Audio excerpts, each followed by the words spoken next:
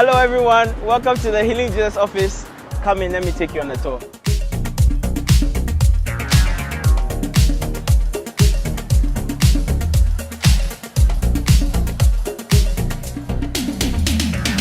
John the Baptist said, "Oh friends, this was the day I was born for. I saw the..." Here in the Healing Jesus Campaign headquarters, we implement the vision of the evangelist by carrying out extensive research into chosen towns. Once the research is conducted, crusade directors are sent on an initial trip to ensure that our research conducted is effective. 2023, we opened the year with extensive hours of prayer, seeking the face of God and direction as to what to do for this year. And after being in prayer for nearly a month, we came out to do the other countries in Africa that we've not been able to have crusades in. We are believing God to have crusades in Ethiopia for the first time this year, also go to Gabon, and also have further crusades in Madagascar. So these are our plans for 2023. We've done some advanced work in these countries. We went back to Ethiopia, we went to Madagascar, we've had people, crusade directors in Gabon, Congo, Brazzaville, and these are all places that we are intending to have crusades this year. So there's been a lot of advanced work, reaching out to the pastors, speaking to them, getting them excited about the prospects of the evangelists coming to these places.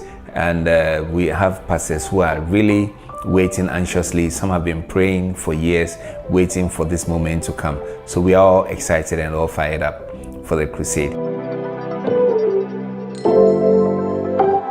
Going to these places are not always a smooth ride. The evangelist has been wanting to go to Madagascar for a long time, and we had several challenges getting our equipment there. Madagascar is an island, and so we had to come up with a different set of equipment that we'll use for the island, and we gathered them over 3 years. In 2016, that's when we first went to Madagascar to start planning for crusades, and we had challenges getting equipment from Southern Africa to cross over into Madagascar. It being an island, we needed to have a ship to send our equipment there, and we had several challenges. We couldn't find shippers. We found shippers, and the laws of the land changed. They wouldn't allow trucks that drive on the left to come to the right.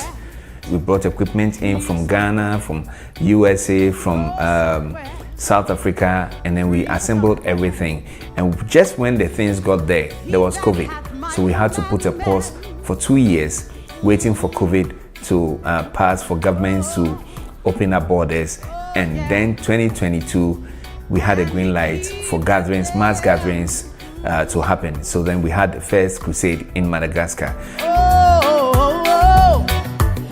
It is that loveth me, and he that loveth me is born of God and knoweth God. Now, the equipment that we have in Central Africa, it didn't belong to Central Africa. We actually shipped them from Ghana all the way to Central Africa, and it was in Cameroon. Cameroon is like a regional hub for the crusade. So we have a different set of equipment that we are using to have crusades in Cameroon, Central African Republic, and then now they'll be going to Congo, Brazzaville, and Gabon to have crusades in that area. So these are entirely separate convoys that we are talking about. Then we also have another set of equipment that is currently in Kenya, and this convoy in Kenya is the one that will be going to Ethiopia for us to have the crusades. And these are all as a result of foresight of the evangelist, because he perceived that there will be a time that we will need to have more crusades speedily. But if we don't have diverse equipment in different locations, then we'll be stuck in one place waiting to finish one crusade and then drive several thousand kilometers to another place to have crusades. The multiplicity of the equipment has given us the ability to hop, step and jump from one country to the other, still doing what we are doing, but achieving greater speed with what we have. And then we also have our final set of equipment which is currently located in Ghana, that will be serving Ghana and the rest of the West African sub-region. So for instance, we had a great Good Friday service, and that's the equipment that we used.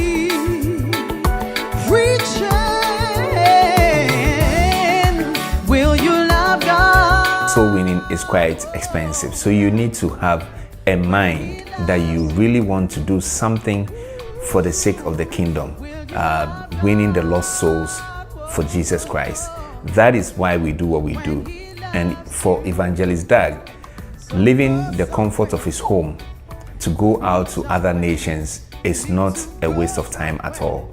And for us, the Crusaders or the Forerunners, we perceive it as our God-given duty to go out wherever there are souls, whether it's a big city or a small village somewhere, to preach the gospel to them, because they too must hear the gospel. And for us, it's not just our lives, it's our way of living. We live for this. We go out there for this, knowing that at the end of the day, when massive numbers of people are gathered and the gospel is preached to them, they are going to make a life-turning decision to follow Jesus Christ. Our vision is to go to heaven with 100 million souls, and nowhere is too far for us to accomplish this vision. This is how I show love. Going Carl F.H. Henry said, "The gospel is only good news if it gets there in time." How can we go without you supporting us? How can we reach the unreached people of this world without you supporting us? We can go on as far as you support us. I pray that the Lord touches your heart to donate generously towards this soul-winning effort. Go to benmp.com, sign up, and be a member who supports the crusades. BenMP means beautiful, exciting, mood-changing partner. As little as $5, $10, $100, $1,000, or any amount that you can give in any currency, please don't wait. Do so now, so we can go to the unreached people of this world and preach the gospel to them. Thank you, and God bless you. Could you be loved? Say go somewhere, preach somewhere. I said go somewhere, preach somewhere. Go to the islands, go somewhere, preach somewhere. Go to Caribbean, go somewhere, preach somewhere. Go to Nicaragua, go somewhere.